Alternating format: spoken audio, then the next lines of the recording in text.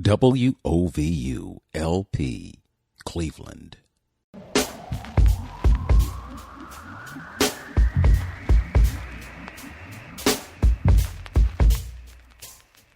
This is Open Door with Vince Robinson. In-depth conversations with people who are making a difference in the lives of others here and around the world. Culture is at the heart of who you are. Know your culture, find yourself on Open Door with Vince Robinson. Grand Dawn and Great Rising, Cleveland, Ohio. Vince Robinson here with Open Door, and my guest today is Allamis Nagale. She is also known as Thursday's Angel, not to be confused with Thursday's Child, because right. If you were listening last week, you heard me refer to her as Thursday's Child, but obviously she's not a child. Very grown woman, I might say. But anyway, welcome to Open Door. Thank you so much for having me. I'm excited to be here. Okay. Allamis is no stranger to Open Door. She's been a guest on the show before, and I think the last time we got together, you had just returned from a national competition, Yes. Women of the World Poetry Slam. Yes, it was a Women of the World Poetry Slam in Dallas, Texas. There were people from all over the world, Puerto Rico, Bahamas, New Mexico, New York, everywhere. So it was a wonderful experience. Okay. And we talked about some of the things that you learned while you were there. But let's dive a little into your background in poetry. When did poetry begin to be a thing for you? I think poetry began to be a thing for me second grade. At the time, I don't think they knew what dyslexia was, but now, I mean, the way I look at things, the way I read things, I was in a special reading class called Chapter 1. And one of the books that were introduced to me was, it was by Eloise Greenfield, and it was a Harriet Tubman book, and she wrote a book or a poem, and it was Harriet Tubman didn't take no stuff. One scared of nothing either. She ain't come in this world to be no slave, and one gonna stay one either. And so at that point in my life, I'm 8 years old. I've always had a passion. I found out I was born on a full moon. I was conceived on the 4th of July. So that's a lot of fire. So I'm sitting there, and you're learning about Black history. You're entering the schools when you really start to learn about African American history. And I'm hearing all these things about we were slaves and it's just, I'm thinking like, that's all we were. But to hear, Eloise Greenfield speak so prolifically about somebody who took charge and made a change, it just ignited me. I was like, wait a minute. You can use words, you can use poetry to move people, to make change, to speak about something as powerful as freedom. I was hooked. It was a done deal at that point. At 8 years old, I knew.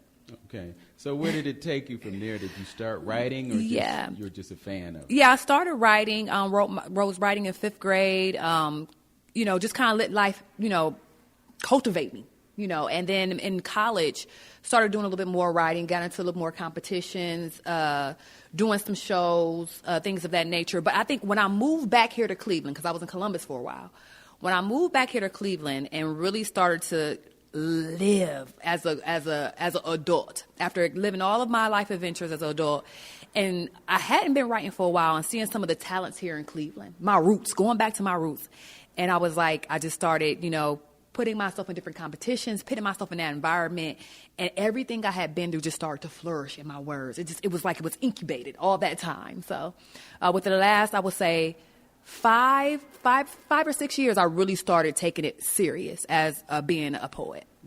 What was the Columbus poetry scene like? Were you a part of that? Yes. The poetry scene in Columbus was very warming. They're very warming. They're very welcoming. It's a different type of experience from being here in Cleveland because it is, even though it's a larger city, it's a little bit slower. And I feel like they really bring you in, but that was more of the business side of it. For that, I was more so like helping cultivate other poets as opposed to cultivating my own poetry. So that was a good learning experience for me as well. Yeah. Yeah, I had some fond memories of the Columbus poetry scene back in the day when I was working for an insurance company that I shall not name.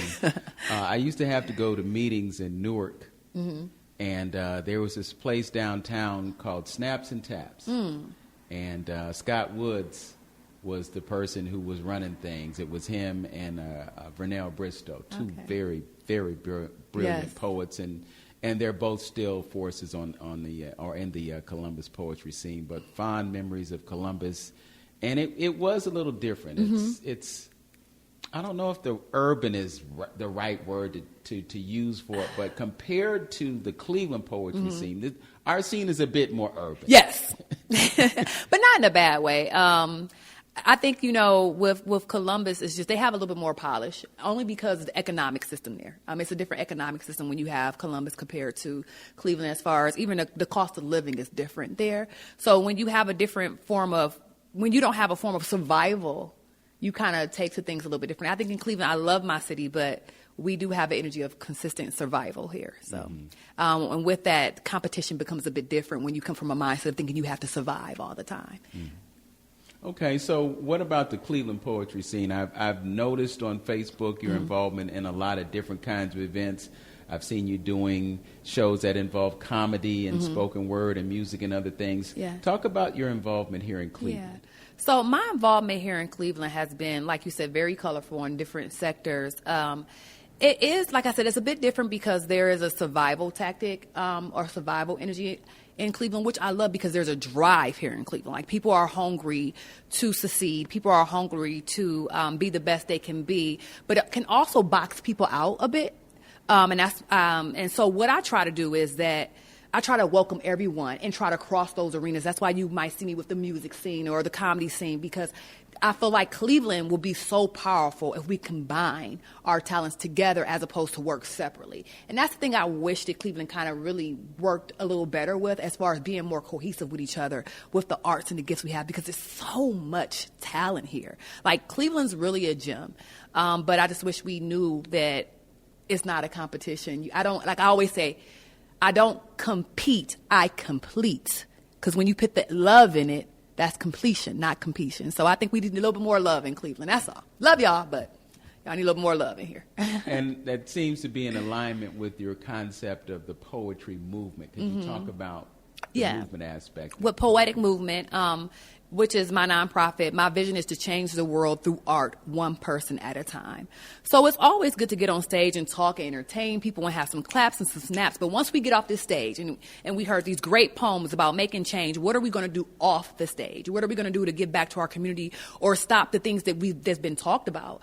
You mentioned the Woman of the World poetry, and one thing we spoke about going to those national poetry conferences is that you hear a lot about the different abuse and a lot of different traumas that they go on in these poems. So how do we, once we get off this stage, make sure that, the next little girl that's writing poetry doesn't write that same poem? And it's nothing against it. I love it, but I don't want to hear the same trauma poem 10 years from now. What are we doing to make a difference that little girl doesn't have to say that poem? So that's the thing that I kind of really strive for within any of my artwork, is just to create some type of change, create a different world that we can live in, this harmonic, this peaceful, because I believe it's possible. Mm-hmm. So about your nonprofit, how do you actually facilitate those conversations that lead to what you're speaking of? So we did a poetic protest. This was right in the heart of the pandemic last year, I would say around July, at Captivate. And we had poetry, but we also had people in the audience. Let's talk about some change. Let's talk about how we're going to make change. Let's talk about how we're going to actively get things going in the city and in ourselves to create improvement. And I think that's the biggest thing as far as creating improvement within yourself. So those are some of the things I do.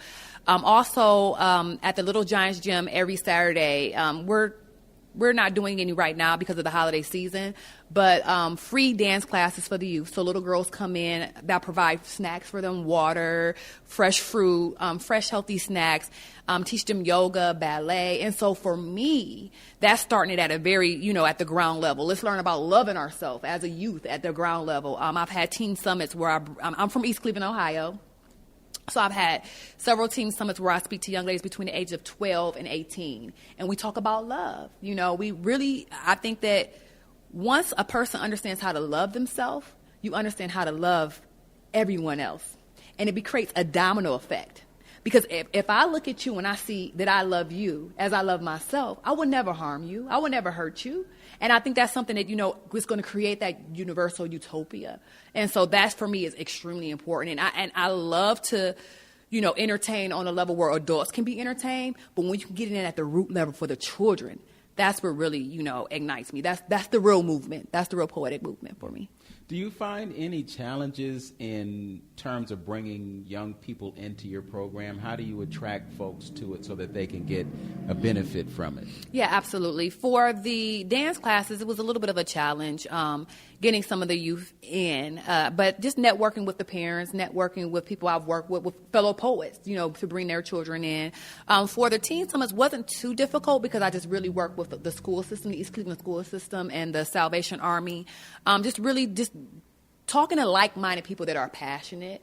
So really, I've been extremely grateful and blessed to have beautiful people to work with me that feels my passion and want to share it and help me spread it. Okay. Her name is Allamis Nagale. She's also known as Thursday's Angel. She's going to be a featured poet right here at Larchmere Arts. No stranger to Larchmere Arts. She is a past Neo-Soul Poetry Slam champion. I think you walked away with a few dollars in your hand that time. And I remember it was really, really stiff competition. It was good. So, but you held your own and you got the job done. And, we're going to have to get back to doing those slams. With inflation being what it is now, though, I'm probably going to have to raise the bar, door price, because $100 ain't worth $100 anymore. Oh, my goodness. We got 6% inflation rate going on right now. Wow. That's a whole nother subject. Maybe we'll talk about it in the next segment.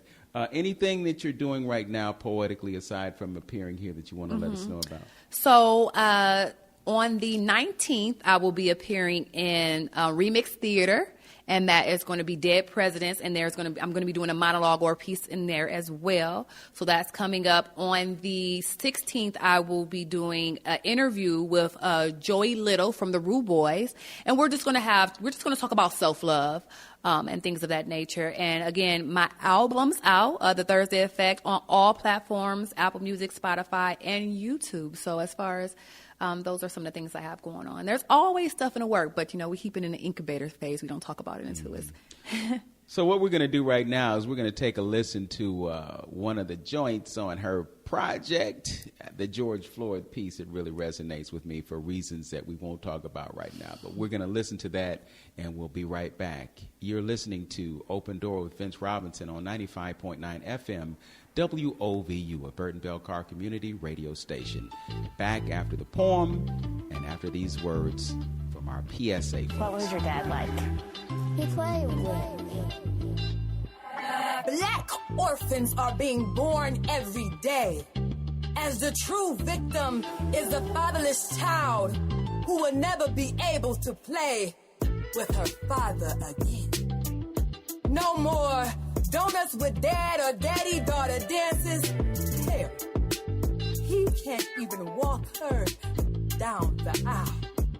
She is only 6 and have yet to realize that his death of last breath has changed the world and her life forever. Plundering protest of unrest, fire breathing out of our chest. We scream for justice and plead for our lives to matter. Blazing bricks of frustration, causing infrastructures to shatter. This is our war cry, beating to the sound of our pain. The youth got nothing to lose and so much to gain. For the streets are tired of sweating the blood of black bodies sacrificed, becoming seeds of hate. As melanin explode across airways and social media, the movie theaters are closed, but it has become a blockbuster hit to see 5-0 beating you. Visual seeds of hate growing into strange fruits, dangling in our face on repeat, creating a victimized mentality. I have witnessed more deaths on IG than I've seen my entire life. It's okay to not be okay, meaning you're not alone in how you feel and what you're going through. There are millions of others who are either facing the same thing that you're facing or have faced it and lived to talk about it. So the other thing I would offer is it's also okay to ask for help. This message of hope is from the Alcohol, Drug, Addiction, and Mental Health Services Board of Cuyahoga County. the Suicide Prevention Coalition, and WOVU 95.9 FM, Our Voices United, a Burton Bell Car community radio station. Welcome back to Open Door with Vince Robinson. My guest this AM is Allamis Nagale. I almost wanted to make it an AM, but it's an AN. Yeah, also known as Thursday's Angel. And we have a few things in common. We were both born on a Thursday. Mm-hmm. We're both under the astrological sign of Aries. Yes. We are both wordsmiths, poets, activists, all those kinds of things. So much in common. And this is one thing that I really appreciate about you, just reflecting on the past interview. You told me that your father is Nigerian, which means that you actually epitomize the true meaning of African American. This is true. True to the finest definition, because on my mother's side, there's Native American. So, to the heart. Yeah. And I want to eliminate some confusion about that idea, too, because folks think for some reason if, you got Native American blood in you, it makes you less African. And it doesn't. At all. Because we're all connected in a certain way, in that the very first woman in the history of civilization was an African woman. Exactly. So, essentially we're all Africans, but there's just so much division that happens. And, as we have this conversation, we are in a moment in the history of our country where we couldn't be more polarized. We thought that there was polarization during the last election cycle because you had the folks who were for a certain person and people who were against him, and it divided the country down the middle. Now we have another issue that seems to be dividing us, and then the backdrop for that is the narrative that we get from mainstream media. And we also understand that all of the media in the world mostly is owned by two companies. And because they have this level of control, they have a great deal of control over what we hear and what we don't hear. We're also seeing that there is this ratcheted up level of censorship, so that there are certain things that we can talk about, and then there are certain things that we can't say or talk about for fear of being censored. So I'm just curious how you're feeling in these days about the level of censorship that we're witnessing. Yeah. So for me, I don't necessarily tune into a lot of the local news, but you can't get away from what's going on in censorship. It's a bit complicated because we're being censored, but then in the same way, nothing is taboo anymore, right? So you be careful what you say, but you can do almost anything in the world right now. And it like I said, it creates, like you said, it creates a lot of division. It creates a lot of separation between, us. But I think that's something that's the common narrative that has been used by a certain percentage of people since the dawn of time. So when you talk about Indians and cowboys, or, Bloods and Crips, or Pepsi and Coca-Cola, even from that nature, it's always something opposites against each other. And you always have these polar opposites. But when you don't understand is that polar opposites is nothing but two extremes of the same. And so for me, I just try to always be that silver lining and understand each aspect from that silver lining of peace. And that's the silver lining between love and hate is peace. That's that silver lining. And I think once we understand that there's no such thing as differences, and that's something I'm really driving home on my platform as I become more in tune to myself, and understanding my connection with the collective consciousness, is that, we just need to understand that there's just oneness. And once you understand the one, and that's on any platform, whether we're talking about certain agendas, whether we're talking about certain, races, where we're talking about certain, there's always one. But people don't profit off of that. You only profit off of division. Coca-Cola makes more money when they go against Pepsi. And I don't know if I should even say the name brands, but, people like to feel like I'm for my group thinking. And so this is a time, the beautiful thing I loved about when the pandemic first happened is that we really came together. The continual thing I kept hearing was we're all in this together. And I think that if we continue to just keep that mindset that we're all in this together. There is no divide. Then, we'll make it through this like we always do. But we'll make it through this with less harm than they want to create, because there's no profit in the peace. You said something interesting a few moments ago in that you can do anything, and when I was hearing you say that, I was just thinking about this new idea that they have for a new reality for us. Weeks ago, Mark Zuckerberg announced the transformation of Facebook to metaverse. And within this idea, there's this notion that you'll be able to put on a pair of goggles or some type of headset or something, and then you can go anywhere in the world and do anything that you want to do, but it's kind of a false reality. And we had a conversation the other day about this whole notion of the Matrix, and I'm just wondering what your thoughts are about where we are headed. Specifically in light of the fact that you have a voice, you have something to say, something that needs to be heard, and something that may contradict the narrative that we're receiving right now. Well, I think we need to understand that The Matrix was a documentary. It was a documentary, and it was a foretelling of things to come. And we are so plugged into our devices. We are so plugged into, just being absent of the present moment. And creating mindfulness, and being so attached to things that are outside of ourselves.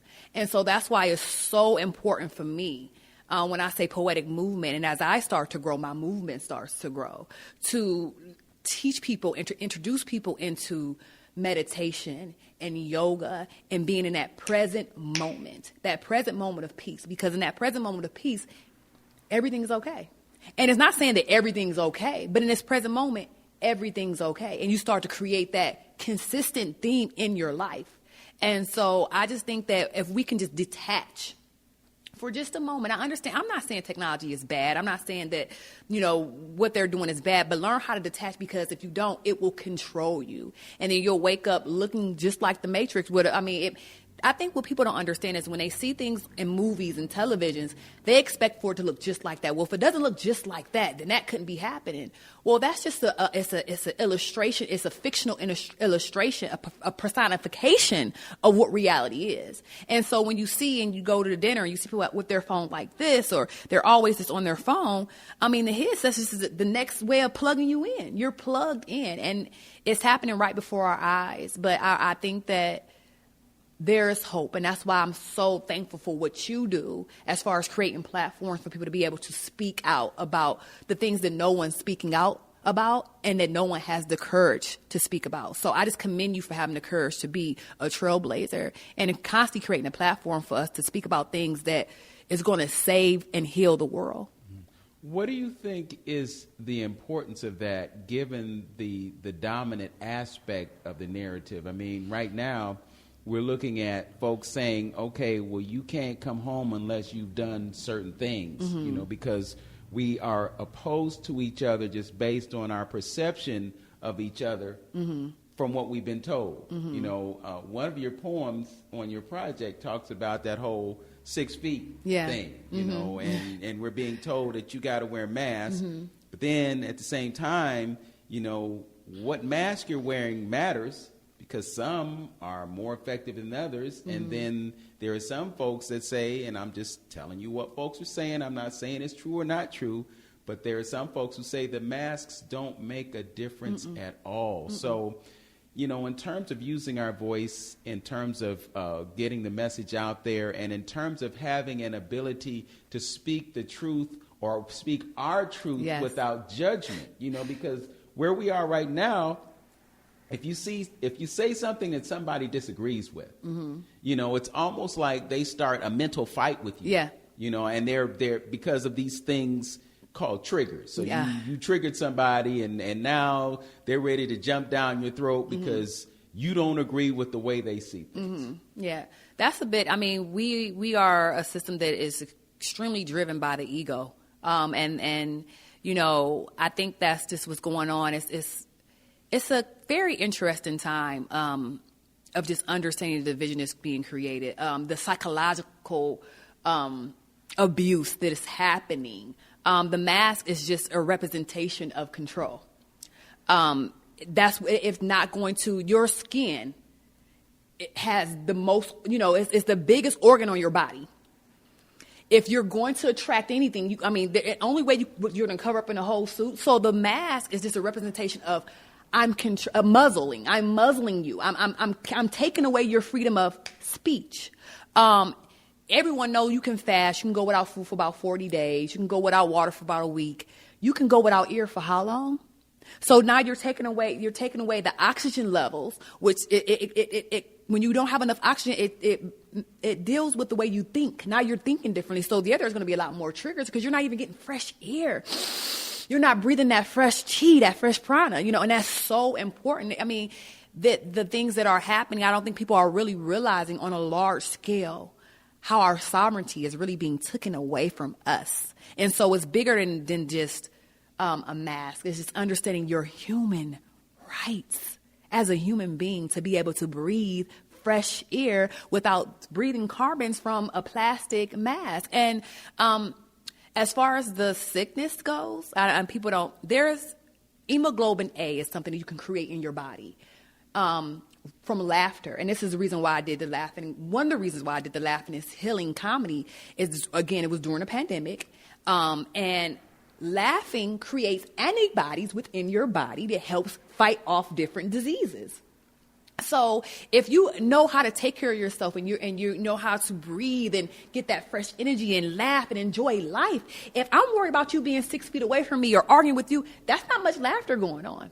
And in the result, your immune system is going low. So there are a lot of different causes and effects that are happening that have nothing to do with the virus. And another thing I always like to bring up when I tell people about, there was an episode of House. And on this episode, there was a gentleman who was sick. And all of a sudden, everyone on the plane started getting sick. So they said, House, go fix him. They said, well, what's wrong with you? And they said, well, he is suffering from allergies with the air ducts in the airplane. He said, what's wrong with everybody else? Everyone else has mass hysteria. So everyone else was coughing and sneezing because it was a domino effect of what that one man started. But your mind is so powerful. And so when you talk about media and you talk about different propagandas that's been happening forever, we have to be very careful of the messages that we are receiving, the frequencies that we are receiving. We're nothing but energy to create certain frequencies within our bodies. So that's how I feel about that. I'm off my soapbox. Oh, no, jump on the soapbox because we don't have enough soapboxes. Mm-hmm. This is true. The soapboxes are being displaced, and we got TikTok and Instagram and Facebook and all those other kinds of things and algorithms that are restricting the flow of information, pertinent information to us. So we have to do all that we can to speak our truths, and that's what this stage is for. Speaking of this stage, she's going to be on this stage on the 18th. That's Saturday. It's coming up. Yes. So you can jump on it. Just go to the Facebook page for Larchmere Arts, and you'll get all the details, and you'll be able to get your reservations and reserve a seat in the house. Yes. Allamis Nagale, yes, Thursday's Angel, right here on 95.9 FM, WOVU, Open Door with Vince Robinson. We'll be right back on this Burton Bell Carr Community Radio Station. Are you or someone you know in need of help? Here's a resource you can turn to. The Thea Bowman Center has been serving the community for over 50 years and provides services to help support Mount Pleasant and surrounding communities of all ages. Some of these programs include adult education like GED, computer classes, food pantry, senior outreach, youth after school, and summer programs, and much more. Are you a Cleveland resident in need of a GED preparation, a food pantry, youth or senior programs? Then call the Thea Bowman Center at 216-491-0669 or visit TheaBowmanCenter.org. Call the Thea Bowman Center at 216-491-0669 or visit TheaBowmanCenter.org to register today. This message is brought to you by the Thea Bowman Center and WOVU 95.9 FM, Our Voices United, a Burton Bell Carr community radio station. Hi, I'm Sophie Absolutely. I'm E-Rock Beats. Welcome to The Circle, where healing is building. And you're listening to WOVU 95.9 FM, Burton Bell Carr Community Radio.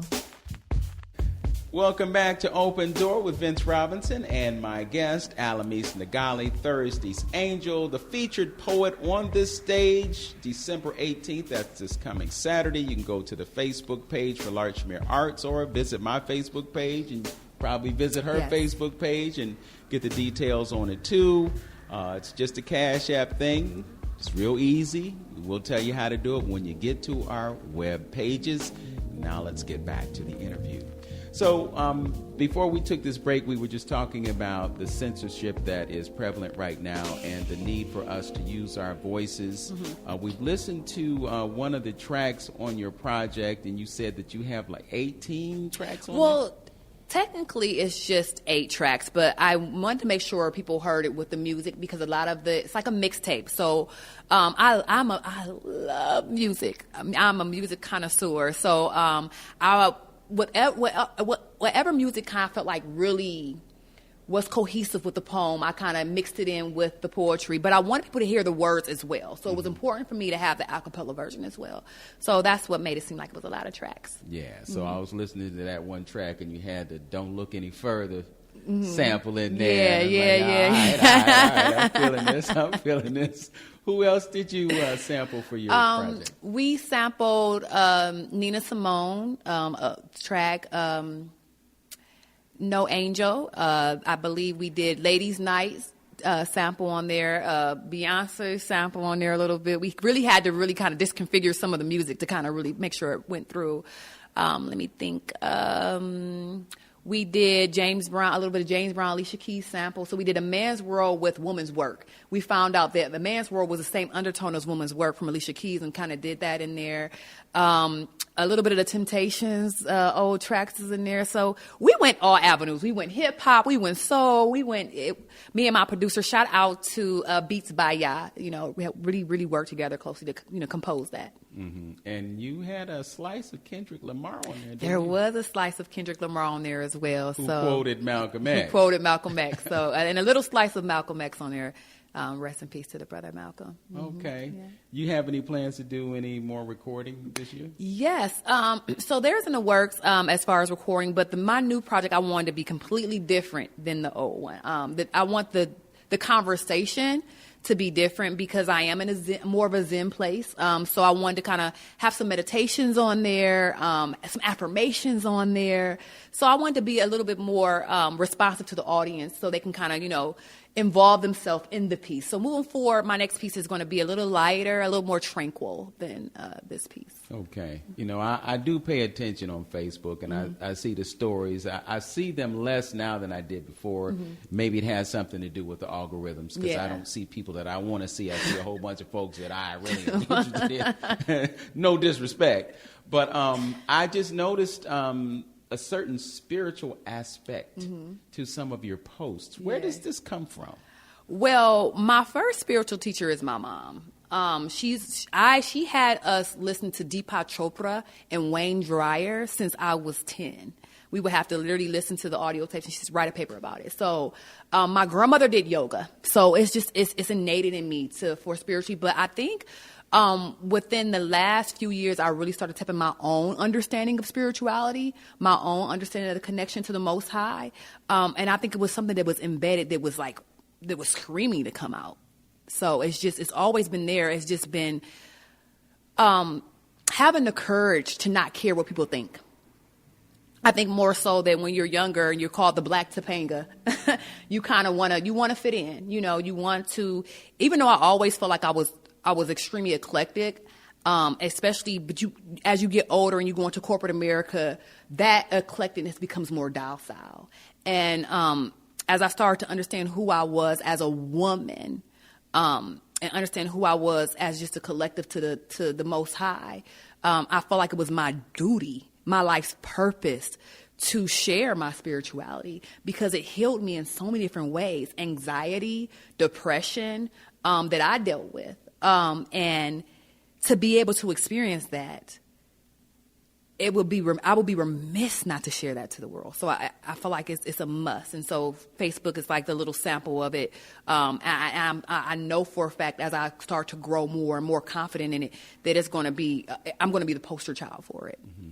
I can tell through your posts and just through your presence that Mm-hmm. you fully understand the power of being a woman. Mm-hmm. You know, and it's interesting in these days because for whatever reason, and I'm sure they're all justified, but for whatever reason, many black women feel as though they're on the bottom rung of things. Mm-hmm. You know, so you see all these different movements where women and specifically sisters are doing things to raise the bar Mm-hmm. on how they're perceived and how they relate to everyone.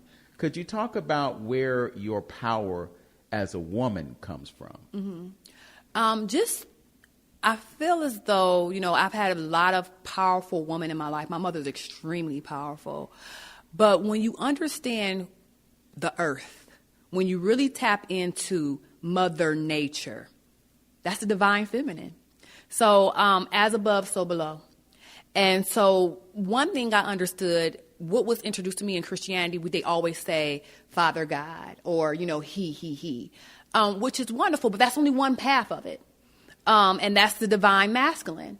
But once I really started tapping into divine feminine as far as becoming grounded, I mean, literally laying outside in the grass and connecting with Mother Nature, hugging trees. Yes, I'm a tree hugger. You know, listening to the birds. You know, I literally can sit outside on my back porch and I have like 5 or 6 bluebirds might just come on one tree. I've been able to walk up to a robin and just pet it. So once you tap into Mother Nature, that's my divine feminine. It's in me. It's in all of us. We've just been disconnected.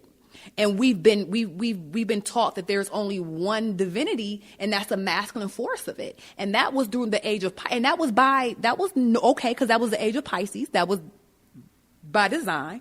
But as we come into the age of Aquarius, as we come into that feminine energy, it's not to negate the masculine energy, but to create some type of cohesiveness with the masculine energy to understand that we are one. Because we can't be powerful with just one half of us. We see the destruction that it has caused with just resonating with masculine, with the divine masculine. So there is a need for balance of the divine feminine, but not in the way that has been distorted in the community and on media right now. A lot of these females, and don't get me wrong, I've been able to, you know, get down with Cardi B and dance, have fun, but at the end of the day, that is the way a woman is personified from a male's perspective. If we go back to the culture of hip hop, when Lil' Kim first came out, Biggie Smalls created that image for her. That was the way a man saw a powerful woman in his masculine ways. So we need to resurface ourselves back into what Mother Earth is and who she is and how powerful she is. You know, and so once we understand that, and that's my mission, to understand, and that's why I work so closely with the female youth, is to get them to understand their divinity as a woman.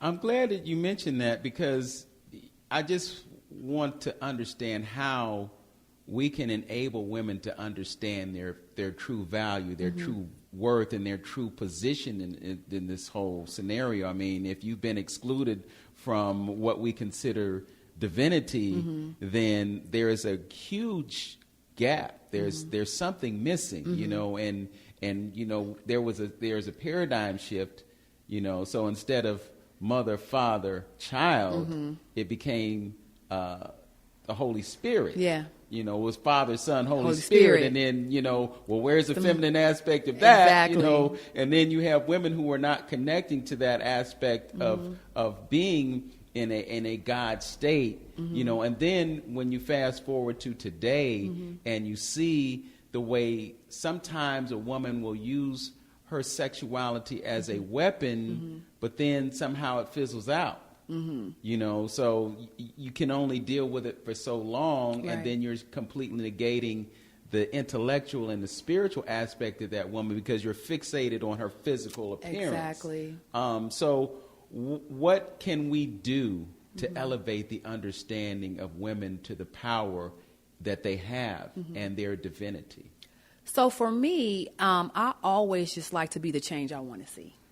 The only thing I can do, you know, I do stand in my God body. I do call myself a goddess. I don't think that I am the most high God, but I understand who I am in my God body. I resonate in that. So as I resonate in that, other young ladies can resonate in that, and they can see, and I can be the example. When it starts a trend, it starts a domino effect. So for anyone else who resonate in their God body and they see what's going on as far as the dysfunction in the woman and feminine power, is just to be the most beautiful, excellent goddess you can be. And people are watching. People do copy. It's just, there's a time for everything. Clara Huxtable, I always say, she's I look up to her, but she epitomized classiness. She was beautiful, she was sexy, but she was not raunchy with it. She meant what she said, and she said what she meant. So there are examples. We just need to dig back deep into those examples and make sure we're constantly putting a magnifying glass on that and consistently keep having these type of conversations. Mm-hmm. And can we push away from the whole idea of the angry black woman? Yes. The angry black woman, which I understand, why the black woman would be angry, but, how productive is that anger? When I talk to a lot of females and, I say, you have to stop yelling at that man, because when you yell at him, he hears your emotions, but he's not listening to your words. And that's something we have to learn, especially in the, in the African diaspora, in the melanated community, is how to speak to our divine masculine. And once we learn how to speak to our divine masculine and create that harmony between the divine masculine, it balances each other out. So I can say, the woman, you need to do this, that, and the other. But man, let's balance each other out. And so it starts with art. Art is so, I always love to quote Lauryn Hill when she says, music is supposed to inspire. How come we're not getting any higher? It is no mistake that in this present moment that Cardi B, Megan Thee Stallion, and Nicki said, she's creating the pink print. What is a pink print? Or we go back to the blueprint. It's a foundation, or it's an illustration of how yet to come. She literally created a pink print of other artists. Everyone follows that. Well, really, she got it from Lil' Kim, but everyone follows that platform. So let me create another structure. You create that pink print, I'm going to create the green print, the Mother Earth green print on how to be a divine feminine. And so that's my cause. That's my purpose. It's kind of ironic. I watched a video today with Lil' Kim and Lil' C's. And I was listening to her lyrical content, and it was like, sound like Biggie wrote that. Yep. But then I look at her current image and the way she looked way back then, and I just see how much it's changed. Mm-hmm.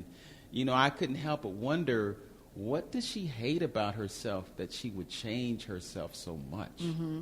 Well, we're programmed to not really love ourselves as melanated and from the African diaspora. That was a study done with the baby dolls, when you have the children pick the baby dolls. So it's something psychological that has been programmed in us through television. I know you guys heard that before, television programming, but when television first came out, it actually came out as a weaponry.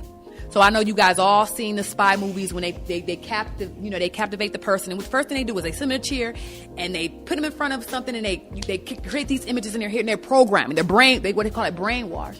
Well, the same thing happened. We got these TVs in our home, and it's so, what's the nucleus of the family? You had the Brady Bunch, or you had Leave It to Beaver. Let's go even farther back than that, and you had the nucleus of the family, but there was no African Americans that really represented us for years. And so that was all on top of the fact that, through slavery, but that really, really tainted the image of the black woman. We're going to get back to this conversation about images in television. Mm-hmm. I got some juicy stuff to share with you, but we'll do it when we return. You're listening to Open Door on 95.9 FM WOVU. I'm Vince Robinson with Allamis Nagale, Thursday's Angel. We'll be right back. The Alcohol and Drug Addiction and Mental Health Services Board, also known as the Adams Board of Cuyahoga County, wants everyone to stay safe. If the stress of the pandemic is overwhelming, help is available. Call the 24-hour crisis hotline at 216-623-6888. That's 216-623-6888. If you are using drugs, remember all drugs may contain the highly addictive substance fentanyl.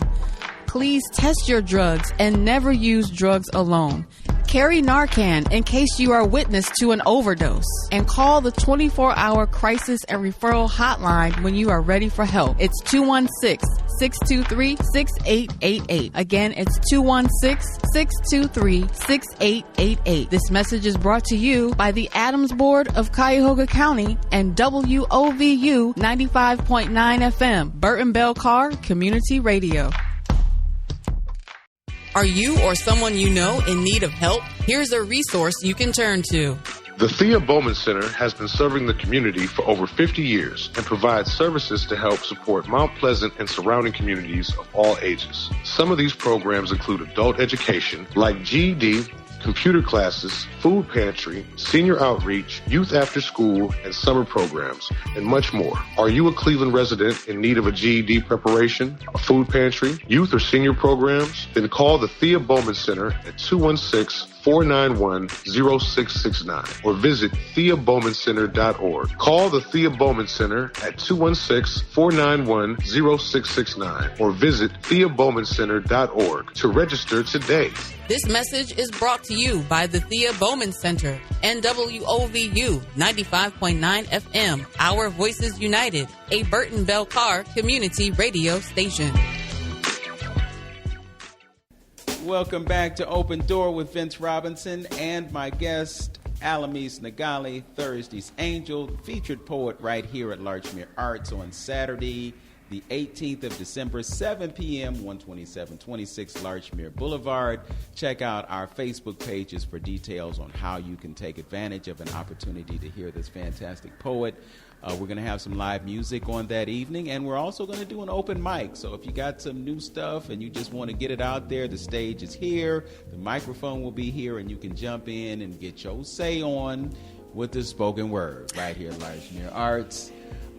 So before we broke, we were just talking about images in television, and you brought up Harriet Tubman moments ago, and I was just thinking about the film that came out a couple years ago.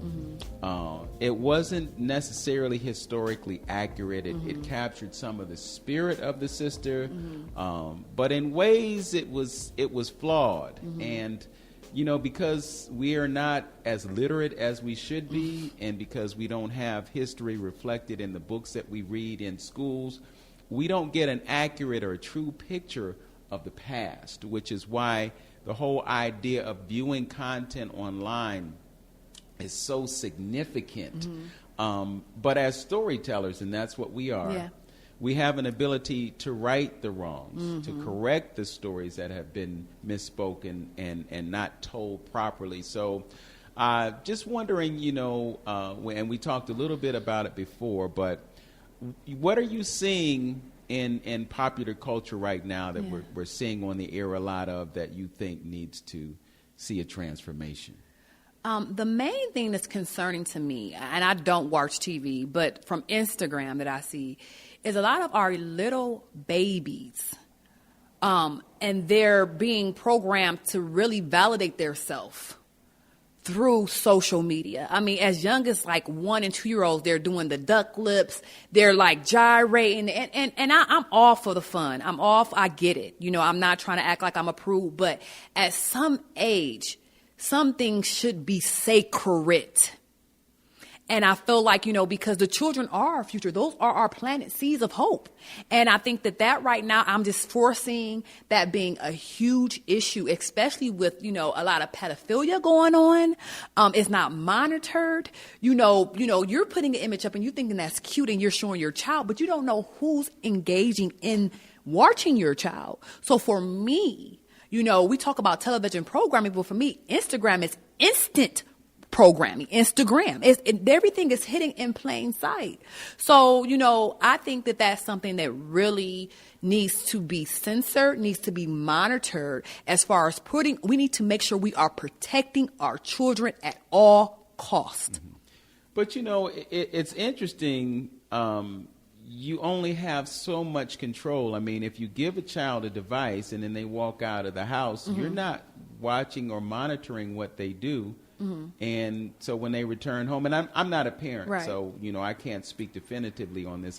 It's only conjecture in my mind, but, you know, how can you be effective in monitoring what's coming in and what's going out? Well, there are certain parental controls, but what I'm mostly speaking about is the toddlers. I mean, there's literally between the age of 3 and 7-year-old. They don't have their own devices. I mean, maybe some 7-year-olds do, but a 3 or 4 or 5-year-old that has on a crop top and their belly is out. You know, back in I'm not going to age myself, but there were not really many 2 pieces for you to even buy a swimsuit. Now, these younger babies are wearing adult clothing. They are really blurring the lines between womanhood and childhood. And so I know it's very difficult to monitor if you have a 7 and up because they do have their own devices. But the babies are being, solicited for likes. It's the parents needing validation through their children. That's very, very, very is very disheartening. Yes. It's disruptive. And there are studies that suggest that children connect to those devices and at very young age get some type of psychological damage from it. Wow. And then there's what you mentioned about, just being on social media. So many of us rely on social media for our self-image, our value. You post something and then you're waiting for likes. Yeah. And then the likes don't come and then you're disappointed. Or the likes come in bunches and somehow you feel as though it validates you. But you're not really connected to those folks. It's it's an artificial connection. No one's really connected at all through social media. And that's the part that creates a lot of loneliness. It's the part that creates a lot of depression. I've heard people who say, it's either the latter, I don't get enough likes on social media. Why am I not post? So they begin to do more raunchier things or doing whatever it takes. They don't post what they truly want to post authentically because they don't think it's going to get a lot of likes. So a lot of things people have to say is not being exposed because they're worried about validation, or the people who are getting the validation who says, wait a minute, I got 100 likes, but when I go outside, I can't even get a hug. I can't even get a hi or a handshake. And that's the disruption that it's causing. I mean, I believe that the age of technology is beautiful and there's a lot of great things that come of it, but we have to be consistent as far as being aware of the damage that it's causing as well. Yeah.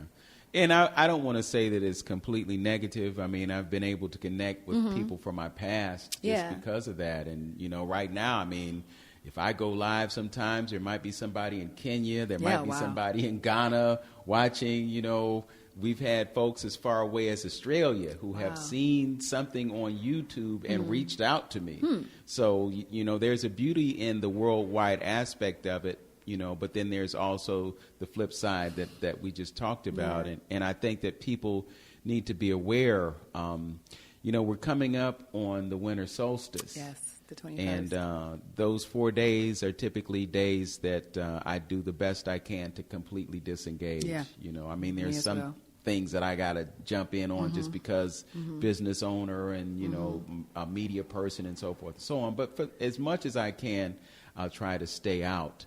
But it just leads me to a further conversation about spirituality. Having an African parent and an African American parent, how has that shaped your perspective on spirituality in light of the fact that you have an awareness of spiritual and religious systems outside of the Christianity that dominates our experience here in America? I think it's been able to help me go outside of what everyone else is believing. It showed me how to be different. It showed me how to be bold. It showed me how to really connect to a higher source in a way that was non-traditional for American standards.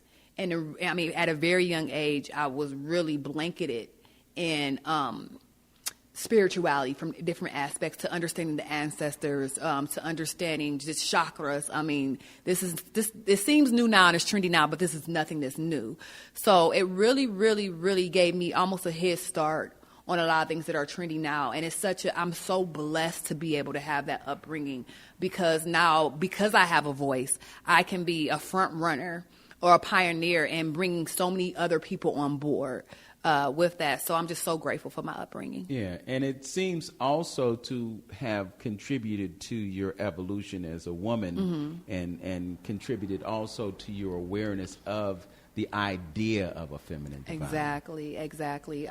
Just differently at being in a household where the woman is just looked at differently.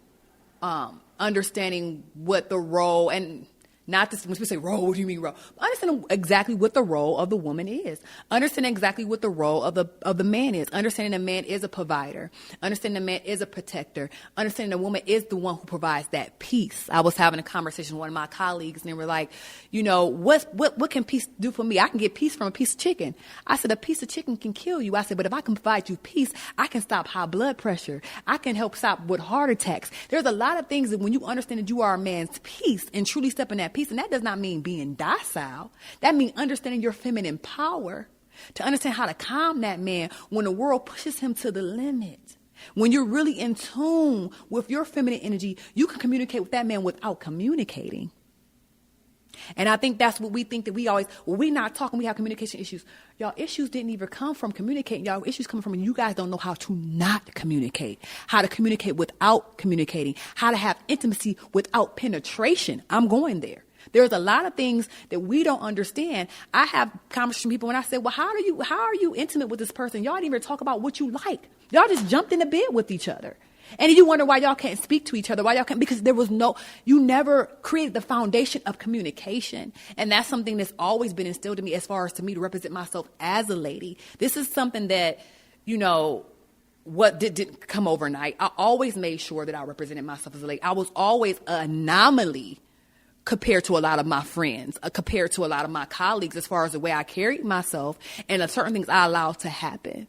So that's pretty much my upbringing. Yeah.